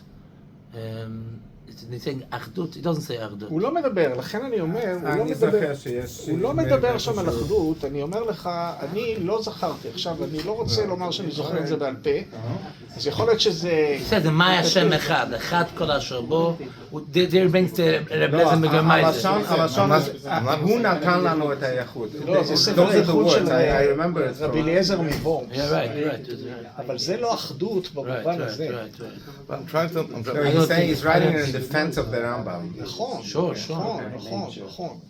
עכשיו, the I'm question trying to understand is what is the question there? writing in defense for the Rambam and this Igeret is a very big issue, and I think it's more political than him being agreeing with the and that he knows Maimonidean, Kabbalah. because if you really look in Ramban, And that's Because he knows it. He So must there must be that it's Okay. He doesn't understand the dualism. Shai, one more The question. whole question now after I that. want to finish the Stand answer. that I'm bound. No, I'm saying. I'm not answering to you. I'm just explaining your question. Oh, you want to finish the answer? You can see somebody understanding Kabbalah and believing in the Rambam's Achdut. It doesn't. Okay. No, That's I- why we I had the just- professor I here. just want to say, It's a valid question and it's a valid and important question. No, I just want to say, to the answer, I want to say that, look, this Igeret in itself, you should understand we're living that time in a deep crisis. Right. And Ramban comes up in order to kind of reconcile between these Right. two groups, which are about to just tear the whole Jewish community in Europe. Right. So he needs to do something about this. Right before And the expulsion Ramban of the was Maskila. really kind of brave to do this. If you ask me, he most of the things that he says there, he is against his Kabbalah. I want to say just one thing, as you know, as the result of this article that I hope to publish sometime. We have to read this letter together with the letter that he wrote to Provence for the Rotfim of Rav Shlomo Menahar. Because there's the letter, then here we goes to the Mesnagdei Rambam, and there's the letter. And we really have to read it together. And No? then you have to keep in mind two things here. One, as a result of what I'm saying, you see that all of these Mekubalim were under the impact of Rambam. On one hand, and on the other hand, they were speaking about Sfirot and the 10 Sfirot, which, if you think about Sfirot as Atzmus, They never you, say that. you basically speak about, Ribui betoch ha'elohut. It can't be Achdut. So now the question is how you create this that's the Achdut big- within the conception of the Sfirot, which is something the that very happens essence like of in such a God. And conversation. some say, okay, Sfirot is not really God, they're emanation from God. God is the Achdut Muchlet, and so on and so forth. We know that if we really read Ramban carefully, for him, Sfirot זה עצמות ממש. זה לא above it's not Keter, which is above, and so on and so forth. Ein Sof? No. The interesting thing is that if you look into the writings of Ramban, you would see you won't find any place in which he pays lip service to the issue of Achdut. No place whatsoever. He never speaks about Achdut in the way Rambam speaks about it. I looked for all the places that one could find. You look, for example, in all the places which he interprets Shema Yisrael Hashem Eloheinu Hashem Echad. This is the original place in which people speak about Achdut, like Rambam. Then you go and you see, okay, how this been go, Shema Yisrael Hashem Eloheinu Echad. No word about Achdut in the Maimonidean way. He speaks about Achdut in a completely different way. For him, Hashem Echad basically is that there are no other gods. Now, of course, no other gods at the same level, because there are so many gods beneath. And so on and so forth. But this is Echad, which is the Pshat in the Torah. And he follows here the Torah. Now, another point which is extremely important, if you look at Ramban, like Ramban, look for example in Perush Torah. Perush Torah basically has two levels, right? The first level is the Pshat. The Pshat, I would say, goes along the conception, the Talmudic, biblical conception of theology, so to speak, the world, God, the relation between God and human being, the mitzvot and everything. This is a kind of reinterpretation of the Talmud and the Pshat of the Torah. Chachmei Ashkenaz.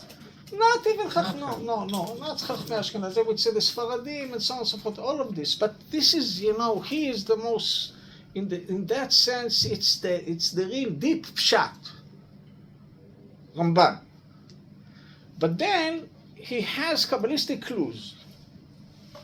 And then if you reconstruct his Kabbalistic conception about God, about human beings, about this relation, about mitzvot, is this the deeper sense of the Talmud, or it's something completely different? I would say it's not only not the deepest meaning of the Talmud, it's a completely different picture.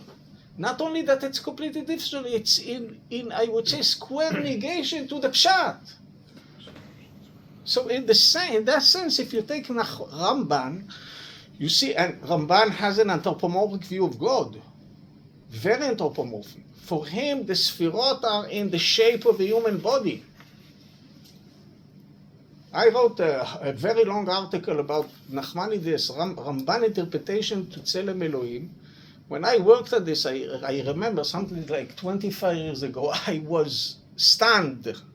I'm telling you, stunned by the I would say bold anthropomorphism that he had, which he never dares to say explicitly in Perush HaTorah in the Pshat Rem. The Pshat Rem is.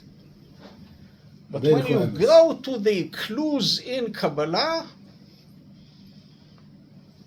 it's unbelievable. Okay. So I want to just follow up one question. Why then did the early Mekaboleim feel the need to, supposedly, you're saying that was accepted? It wasn't accepted. Like all of Tzarfat, they were still busy with the Talmudic God. They didn't buy into the Rambam God. So why did the Mekaboleim, the first Mekaboleim, very much, the opening statement is, Ein Sof, we cannot talk about him. Why did they feel that need? They could have easily gone the other way and say, well, we don't believe in the Rambam as a God. There's another... Sholem, Gershom Sholem already wrote about it. Very interesting, and I think it's right. The very beginning, those Mekubalim that we speak about, they lived in Provence. They lived in Provence. They lived in Girona. They lived. These are the first places in which Kabbalah appeared. The culture in Provence at their time, the main figure was Rambam. The main figure, though you would say it started with Ravid and Rabbi Yitzchak Saginor and so on and so forth, but still Ravid and Rabbi Yitzchak Saginor, they still lived within the environment in which Rambam became the figure. Now I want to say something. It's interesting, when you think about Provence, you think about Provence, within the Jewish world, they made the Rambam the hero. And because they made the Rambam the hero, this passed also to Catalonia, a generation afterwards. And then it spread later on. It took time till it went to the north, because in the north nobody knew him and nobody really appreciated it. They appreciated him halachically, but not philosophically. And the reason we today, in one way or another, are Maimonidians is because of them. This is the they established it. We could question because of them or because of the Ramban. Because he is the one that with his letter with his letter the split. Ramban, we don't know what would happen. So he was the one. The Ramban was the one. Yeah, because the 12th when there was a big machlokot, right? And there was a big split happening. A big split. The person that came in between both of sides. Ramban. One second. He was. היה לו ברירה, היה יכול לכתוב שאסור ללמוד רמב"ם וזה רק לגיל כזה, אבל לא עושה ככה. יכול להיות זה היה בתמונה, אבל הוא אמר, לא, הרמב"ם זה רמב"ם. יונתן, אני חושב שהרמב"ן לא התכוון לגרום לדבר הזה. יכול להיות שזה סייע. כן. כל מה שאני אומר, כל זה סייע. מה שאני רוצה לומר, זה שהאידיאולוגיה הפרובנסלית, שבשנים האלה רק הלכה והתעמקה. כשאתה מדבר על מקובלים בפרובנס, אתה מדבר על קבוצה קטנה פה וקבוצה קטנה, קבוצה שם. כשאתה מדבר על התרבות הכללית של פרובנס, של הקהילות הגדולות, שמה היו הדרשות בבית הכנסת, בישיבות, המאירי אחר כך, וכל הדבר הזה, זה היה רמב"מיות. לא, אבל אתה מדבר כבר תקופה אחרי זה. לא, זה התחיל. זה התחיל, אבל זה היה במקביל היה מקובלים. במקביל היה מקובלים. זה התחיל. זה במקביל היה מקובלים. חברים, המקובלים, תסתכלו טוב. המקובלים בפרובנס היה דור אחד בלבד. דור אחד בלבד היו מקובלים בפרובנס עד בערך סוף המאה ה-12. מאותו רגע שרבי יצחק סגי נאור נפטר ורבי אשר בן דוד עבר לגרונה, נגמרה הקבלה בפרובנס, ולאורך המאה ה-13 בפרובנס, מסוף המאה ה-13, לאורך המאה ה-13 זה הרמב"ם בשליטה מלאה. בשלב מסוים הקבלה גם עוזבת את גרונה. היא הייתה גם דור בגרונה, ואחר כך הרמב"ם משתלט גם על גרונה. וזה לא סתם שהרשב"א, שהיה המלך של היהודים, במחצית השנייה של המאה ה-13, in the second half of the 13th century, he was the most powerful Jew in the Middle Ages. Most powerful Jew in the Middle Ages. Rashba. Yeah, even more than the Rambam, as we had the series on the Rashba. נכון, דיברנו על הרשב"א שנה שעברה. He was the most powerful person in the Middle Ages. This rabbi wrote 3,000 tshuvot, and the first one to answer questions from all over the Jewish world, מהודו ועד כוש. We're now in Purim, הודו ועד כוש. This, I'm telling you, I have a friend who's working now on תשובות הרשב"א, אוסף את כולם, שמחה, רב שמחה עמנואל, באמת חוקר גדול של ספרות. Whenever I have a tshuva, I call him, and he has all the tshuvot, you know, it's unbelievable. More than 3,000 tshuvot, he was asked for more. Now, Rashba, he didn't let Kabbalah be out in Barcelona and in Catalonia in general. He suppressed it. And he had a secret Bet Midrash, 3-4 students, that's it. But he also suppressed Rambam. What? Not no, suppressed, just no. the other way Just around. opposite. Over 40. Okay, one second. Yeah, but he didn't. Second, I want to ask a favor. Meant for everyone. Because we could have a whole lecture on this, because the professor has his mamar on the Ritva. I think that we should continue, because we're not going to get to where we get, and Yes. we can continue it after the lecture. Thank you. אוקיי, בסדר גמור. אז רק תגיד לי, how long do we have? 20 minutes. חצי שעה. אני אכתוב לפטר. אוקיי, אז as I said, רמב"ם מפרש באתר בצלם אלוהים מאוד מוחים פרק א'. I want to say also הערות על anthropomorphism. Usually, when people think about anthropomorphism, we usually separate between the body and the personality. Some say we wouldn't subscribe to anthropomorphism in the body. It doesn't have a leg, it doesn't have a hand, it doesn't have a face, it doesn't have limbs. He has emotions. But we can't but speak about God as having a certain personality. He has wisdom, he has emotions, he has, rachamim. He has all of these things, and when we speak about it, this is not Dibrat Torah K'lshon Bnei Adam. This is God. Otherwise, to whom are we praying? Like the Rambam says, How could we have a relationship with God? How could we have a relationship with God if God is not a personality? If God is a complete abstract being, which is the complete unity, where is religion here?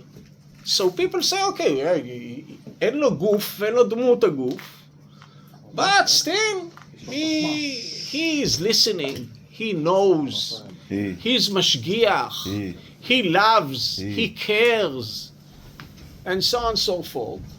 So we're speaking about God as personality without having a body. So he has a personality, namely emotions, knowledge, wisdom, chemla, pity, rachamim, ahava, kas, kina, so on and so forth. This is truly the attribute of God, according to this. So this is called in I would say, by scholars of religion, this is called anthropopathism, vis-a-vis anthropomorphism. Morphe is shape, tzura. Anthropopathism comes from the term pathos, regesh, feeling. So we are anthropopaths, namely, we understand that God forgives, God loves, God is and so on and so forth. But of course, for Maimonides, the Rambam, there's no difference. God, everything is anthropomorphism through and through, and the demand in Ilchot Yesodot Torah from a pious Yehudi is to reject anthropomorphism, including the regashot, including the emotion, including all of this. Everything is, I would say, idolatry for him.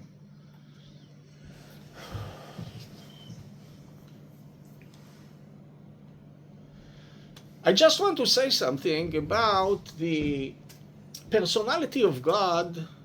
You know, if you look in the Tanakh, especially in the Torah and then in the Tanakh, one of the most amazing things in the Torah, to my opinion, is the way it portrays God as a personality. This is the most complicated personality one could find in the Torah.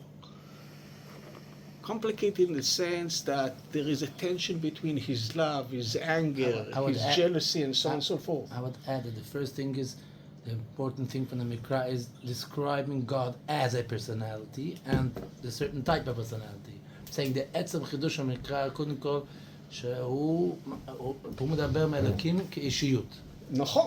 לפני שאיזה סוג אישיות, אני אומר, אתה מדבר לא, אני לא בטוח, טוב, זו שאלה, it's a question whether the religions before that spoke about God as personality in a kind of the full-blown way. I wasn't talking vis-a-vis religion before that. I'm just saying, what you're saying, על האישיות האל במקרא, you started to talk about what type of ishiyut. I said, first we have to establish that the Rambam will have a problem with that by first viewing God as a personality. That's the first chidush. Okay, we're speaking about God as personality. What I'm saying is that one of the most interesting thing is to try to understand this kind of personality, how it functions. Yet most of the readers are reluctant to do that because of this kind of Maimonidean, I would say, approach, which says, you know, if God אין לו גוף, אין לו דמות הגוף, הכל זה השאלות וזה, how could we really approach God as a personality and a certain type of personality?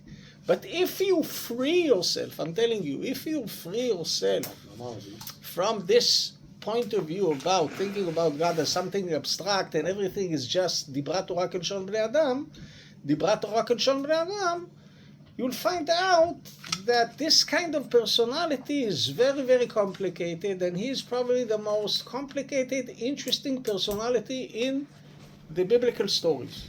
In the biblical stories.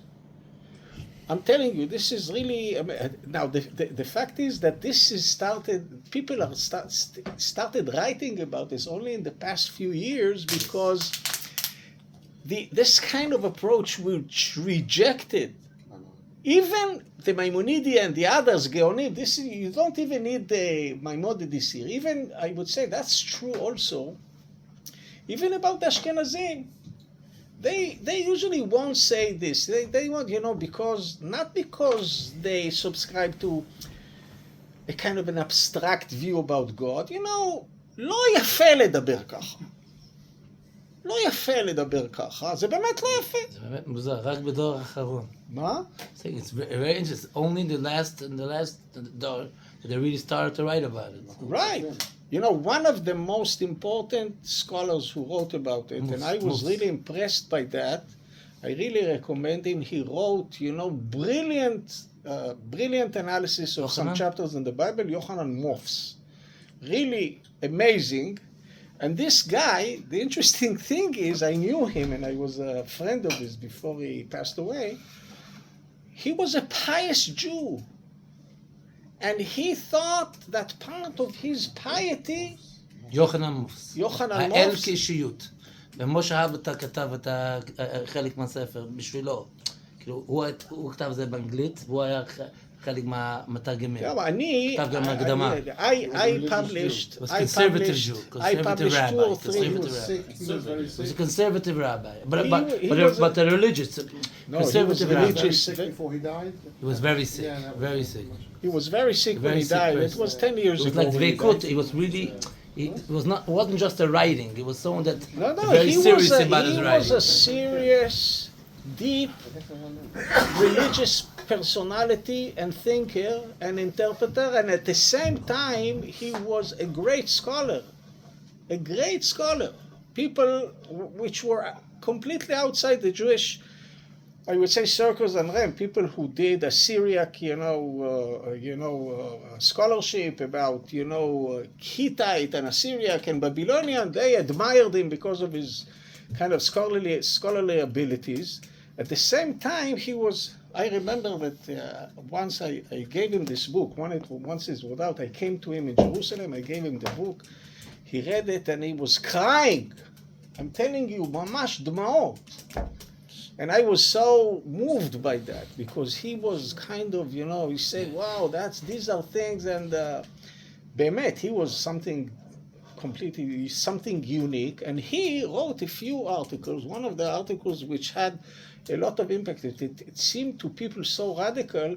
He spoke especially about God and about the personality of God being, on the one hand, a person.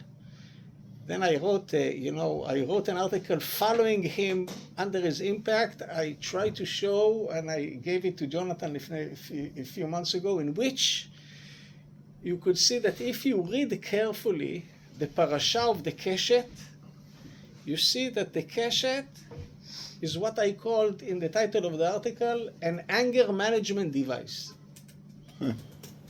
An anger management device. This is the pshat of the last part of chapter 9 in Bereshit. God creates the Keshet for himself to remind them not to blow the world once again.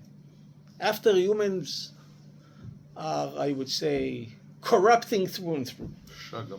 And he needs it because he knows himself that he won't be able to do that without something having an impact on him from the outside. And this is the realization that he has, and because of that he creates the Keshet. So that once I start the Mabul, the Keshet would jump up, I would recognize it and then remind myself. Because without the Keshet, I would blow. This is the way it works. And you could, basically, it's the same thing with 13 Midot. Because 13 Midot, after he kind of blew himself, he wanted to get rid of the whole people. So Moses tells him, look, I can't really function. Every time you want to, to blow everything. He says, you know what? Take this device. This is called 13 Midot. Whenever you see that I'm out of my way, say this, I'll calm down. If you think about it, this is really unbelievable. And it happened. And Moses said it, and he calmed down. And you see that this, now, Mofs paid attention to this. Basically, to tell you the truth, if you read Ramban carefully, he also saw that. But Ramban says that in a way that he doesn't want people to just read it like that. But you see that he noticed it. But the Ramban is going away. The Ramban also doesn't speak as God as a persona. The Ramban makes it sebatiyut. It's like it's mevatel the whole persona.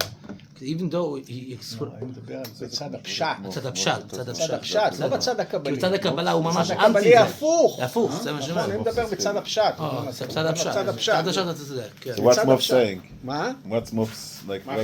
Mofs is described. Yeah, you have to read the book. It's like you have to read the book, but he describes the idea.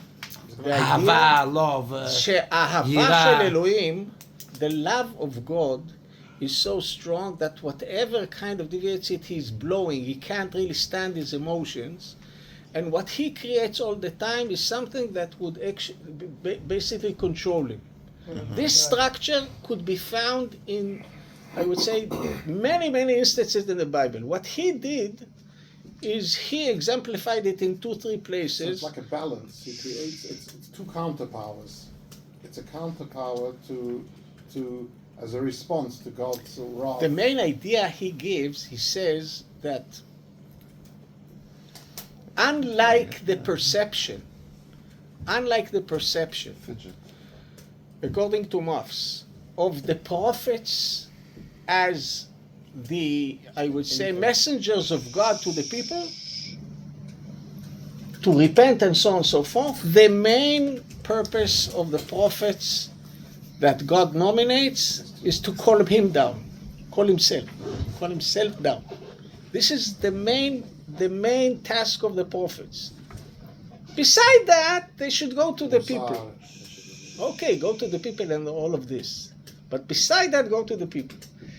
What I try to do, Ani Katan try to do, is to use this kind of concept and show it in other chapters, which he didn't, because he was sick and so on and so forth, he couldn't kind of elaborate. He should have written, a whole volume on this, but he wasn't able to do that. So, and then the problem was that it was so radical that most of the scholars, the biblical scholars, I spoke with many, many friends, biblical scholars, they didn't know what to do with this.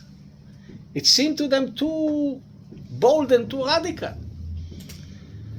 So, you needed people from outside the circles of the biblical scholars in order to write such a thing. Okay, let's go back to I spoke a bit about Ishiyut El-Bebekar, the personality of God in the Bible. Why did I elaborate on this? I elaborated on this because I think the very essence, the whole originality of the Bible and the Agadah, if you think about the Agadah, is exactly this anthropomorphism. The anthropomorphism that has to do with God's, I would say, complicated personality, which is the basis for many, many issues in the Jewish theology. Now, if you take all of this and throw this away, you, in a way, transform the whole Jewish. So it's not only speaking about body and this and that. You're speaking, if religion has to do with emotions, with relation with God, and this kind of very complicated relation. Think about it. You have a wife that you love. Now you say, okay, your wife is a complete achdut. So how could I live with this complete achdut?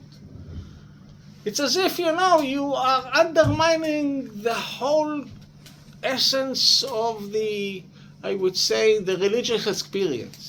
This is what Maimonides is doing. Because I'm putting aside the issue of the body. The body is very important. We'll say a lot about this later. But if we take anthropomorphism in the sense of anthropopathism and the whole issue of emotions and personality and relationship with God and God's love and God's jealousy and God's this and God that, and we throw this away, this is creating a whole new religion. No religion. What? Or no religion. I won't say no religion. What is that? I'm saying a whole new religion. I'm not saying a whole religion. But keep this in mind. This is the reason why I a bit elaborated on that, because I wanted you to pay attention to that. Okay, let's go on. As I said, there are many, many types of theological anthropomorphism. But before you go away from Mikra and Sefrut Chazal, isn't it important to say this very important thing that we do have to express, that even though the Mikra we see Hakshama Kipshito, like before the Rambam's project, we see attributes, the guf, ידיים ואף, דברים כאלה, אבל חשוב להגיד שכן יש חידוש במקרא באופן גורף מאוד, שבצד אחד אי אפשר אבל לעשות שום תמונה, imagery זה אסור, אבל אישיות ולתאר תארים מותר. One second, it's worse. חכה עם זה שנייה. בסדר, חשבתי שאתה הולך פעם ממקרא. לא, אני לא הולך, אני אחזור לנקודה. I have to say, as far as the statement, because I think if you take the whole Torah, not tonight, the whole Torah, and you have to count every time, you're not about a hand, but every time you want to speak an attribute of God, there aren't 50. The whole Torah. There are? 50 times. Maybe that God gets angry, wants something. There isn't. What we're saying that it seems like the Torah speaks about a God that wants, not anthropomorphic in the sense of his body. God is talking. God is speaking. That's true. I'm speaking about the concept of him being angry. Kind of an oikoim is a very. Let's say it's 50. Take anything written in the same period, any Greek mythology. On every page you have 50. No. I meant to say we're saying the professor is saying here that listen, if we take this out of the Bible as if we got rid of the Bible, so the Bible is extremely unique also in this, that if you take it against Greek literature, You could have on one page of Greek of any sort of Greek mythology, will have everything that exists in the whole Torah. It means that in one page, God is angry and jealous and Shaya, kills. what do you want to say? You want to say It's a that question the of Torah- numbers, how many Yeah, times? I think it's a very big thing. Shai wants to point out an it's the important story thing. of the A story. second. No, Shai, He wants to that's- point out an important thing that even though we say that the Mikra, the Kipshuto, attributes to God anthropomorphism, It's but nothing compared it's nothing to- compared It's to not other. attributes, One it's the whole second. story. The whole One story is second. about a God that's relating. But say that, 1 second. But there is some he wants to point out an Nakuda that it's And important, and he wants to hear the professor's response to that. Look, like Chaim says, I'm saying,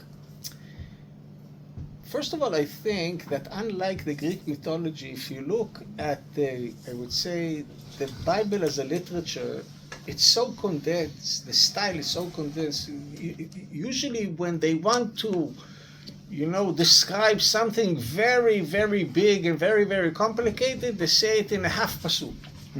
That's in general they do. The excuse. And that's the excuse. same thing with all the emotions. But the point is that if you really analyze the stories and The you essence. see the way it develops, The essence is the the relationship. essence, you see the essence is the relation. It's not relationship. only the But is it relation. true? you see- Achei Hashem telechi. Is the Bible more boring than a Greek book? לא, It's תקשיב, way boring. תקשיב, It doesn't כשהשם have אומר that. לך, בסדר. הבנת the נקודה, problem is אבל the אנחנו same יש לנו 5 דקות, אני מבקש שקט. תחשוב על זה. אני היי, עד היי, היום 5 לא עד דקות. הסוף מבין את הפסוק. אומר לך פסוק בדברים, ואהבת את השם אלוהיך בכל לבבך ובכל נפשך ובכל מאודיך. כאילו,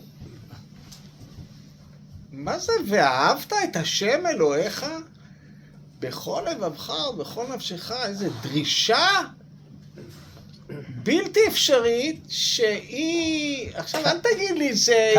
כמה חבל שאין לנו את זה, כמה מה חבל. תגיד, שזה אינטלקטואל לאב? זה, הוא רוצה ממך אהבה בלתי מותנית, אינסופית, איך אומרים? ואהבת את השם אלוהיך, אחד הדברים שאני הכי אוהב זה מדרש חז"ל, ואם אמר נפשך, מה פתאום מאודיך, ואם מאודיך נפשך, יש אנשים שממונם חביב עליהם מגופה, ועליהם נאמר בכל מאודיך. אתה אומר, הרמב"ם מביא לנו אני הפסוק אומר, הזה. זה דבר שהוא בלתי נתפס. וזה אני אומר, אתה לא יכול להבין את זה בלי לייחס לאלוהים איזה צורך אישיות, פרסונה. בלתי, הייתי אומר, חסר גבולות של אהבה. תראו מה זה, הוא רוצה, תסתכלו, מה זה עקדה? מה זה עקדה? זה הקנאה של אלוהים ביצחק, והצורך שלו באהבה של אברהם. זה עקדה. זה לא מורל וכל זה. זה אלוהים, יש לו אהבה עצומה, הוא קורא לו אברהם אהובי. והוא רוצה את הקשר הזה, ואז נולד לו ילד, והוא בפחד שהוא עכשיו רוצה את הילד ולא את אלוהים. הוא אומר לו, לך תשחט, אני רוצה לראות אותך, עושה את זה בשבילי. יש לך, עכשיו לא כתוב שם אף מילה על אהבה, נכון? אין שם אף מילה על אהבה. אבל זה לא הפשט של הסיפור. אז אין שם שום מילה. הגויים יעשו לאיזה תיאורים וזה וזה. מה יפה בתורה? שהם מספרים את זה כאילו פלט. ואז באים כל היראי שמיים, וזה מורליטי, ועניינים, וזה, זה העניין. באמת, הופכים את זה למורליטי וכל זה, אבל מה יש שם באמת? זה מה שיש שם, זאת האמת. עכשיו, כל הסיפור זה emotions, שזה, בכלל האל הזה, כמו שאמרת. ולמרות שאין שם אף מילה על emotion. באמת, אתה מסתכל, אין אף מילה. זה מאוד טוב עם איך שאתה מתאר, בכלל האל הזה, כמו שאמרת, מתואר במקרו, very, very jealous God, very jealous God. It doesn't want to share anything, אל קנה ונוקם. נכון. וזה היה פחד, אם יש... לא, מה זה אל קנה ונוקם? התורה אומרת, קנה שמו. קנה שמו, he's a jealous God. לא סתם, זה כמו, איך אומרים, his middle name is קנה. אתה מבין את הדבר הזה? כי בשונה מאלים אחרים, שהם לא כל כך ג'לס כאלה. אני לא יודע, אתה אני אומר, כמו אלים אחרים.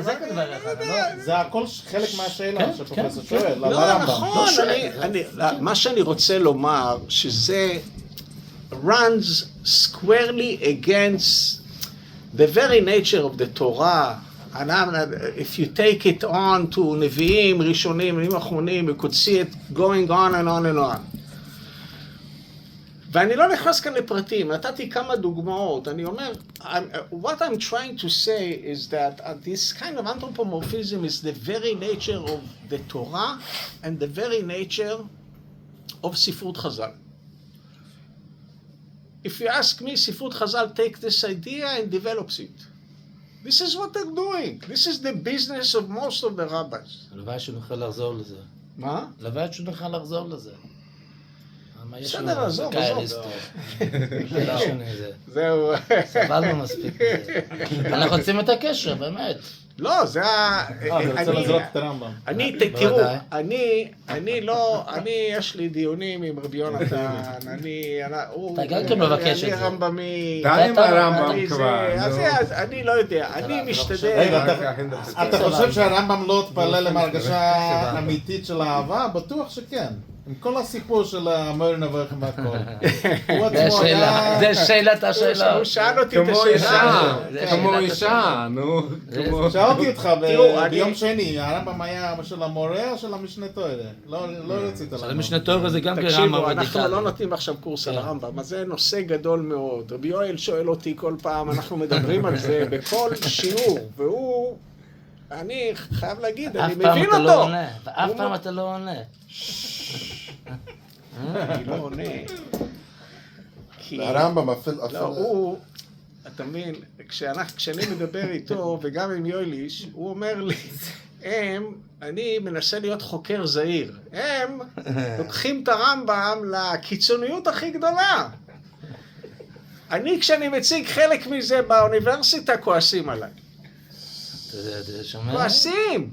לכן אמרתי שמספיק לנו. איך אתה מדבר ככה על הרמב"ם וזה? איך זה יכול להיות? הרמב"ם ככה. What I'm saying is that the amazing thing with Rambam is that in משנה תורה, you can't deny, זה ספר גאוני, he's such a rabbi. לשון הזהב. Such a rabbi. באמת, a rabbi. pastoral. ובסטייל, בסגנון, בזה, אתה יודע, there are parts of it that you read and you feel really Jewish. באמת, you want to feel Jewish, read חלקים ממשנה תורה. To feel Jewish. On the one hand, you go to מורה נבוכים, is such a radical, and it's not one chapter. It's chapter after chapter after chapter on each and every subject. Each and every subject. אני רוצה להגיד לכם, היו שני יהודים שבכתיבה הפילוסופית שלהם אין להם טיפת יראת שמיים. טיפת יראת שמיים. What do they mean טיפת יראת שמיים? איבן טבעון. לא, איבן טבעון גם יש לו. לי שם טיפה. היו שניים שאין להם טיפה. מה הכוונה? אני מתכוון, they are clean, completely clean. When they think philosophically, זה לא they stop at a certain point and they become frum. You have a feeling that whenever you read even Kreskas, at a certain point, he's a very, very deep thinker, but at a certain point, he's frum. פנטלאית. Rambam, he takes the idea till the end, drives it to the end, never stops. Who's the second one? No, the second one is Spinoza. Oh. Yeah, but Spinoza is the second one, and he was influenced by Rambam. And Spinoza, you have to, I don't know, there are all sorts of interpretation to Spinoza, but Spinoza, I think, was a deep religious thinker. But no concessions. Rambam, the same thing in Moreh Nevuchim. This is one of the most amazing thing in the Moreh Nevuchim. באמת. Something that you see no concession, no viturim, nothing. Goes till the end. On every סוגיה. every סוגיה. מה? אנחנו צריכים לסיים. טוב, רגע, תנו לי לראות לאיפה הגעתי. אוקיי, אנחנו נעצור פה בשלב הבא, ואני מבטיח, וזו שאלה שאני אשאל אתכם עכשיו, תלכו הביתה, תבואו עם תשובה, נראה מה תעלו בראשכם. תחשבו כל פורים על זה. כל פורים. עד הלילה. לא חייבים בפורים. אני אומר שאלה, גם בשבת אפשר. באמת שאלה שהיא מעוררת מחשבה. מצד אחד, פרק א' בספר בראשית, השיא שלו זה שהאל בורא את האדם בצלמו. בצלם דמות תבליטו. ומצד שני, התורה אוסרת לייצג את האל בפסלים. איך זה מסתדר? איך נסביר את הדבר הזה? מה שבשבילו אותו. אמר כל פורים, נו? אני באמת שואל, זה לא פשוט. תחשוב. מצד אחד, אתה אומר, זה השיא של הזה, אלוהים ברא את האדם בצלמו, זה אותם ביטויים, צלם, דמות, זה לא... זה שזה כל מיני פתרונות, אבל כל הפתרונות הרגילים לא מתקבלים על הדעת. מצד שני אומר, לא תעשה לחפש אותו, לא שמיים, לא... אז נחשוב על זה. מה הסתירה?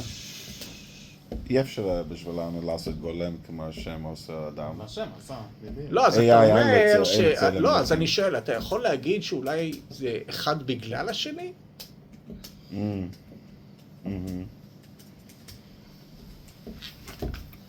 יש קשר בין שני הדברים האלה? נשאיר בשאלה. מה? נשאיר בשאלה. תודה רבה. אפשר לשאול משהו? אז מה, איך זה מסתדר אם הוא אמר